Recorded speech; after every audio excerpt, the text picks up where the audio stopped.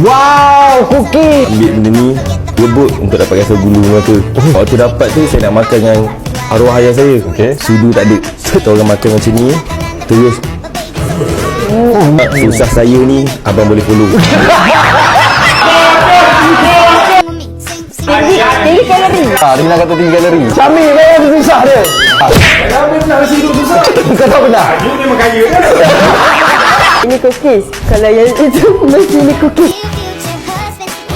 Alamak, damn. Kita nak makan yang tu, yang ni tak nak makan. Banyak lagi. Oh, dia banyak lagi. Macam sedap ni.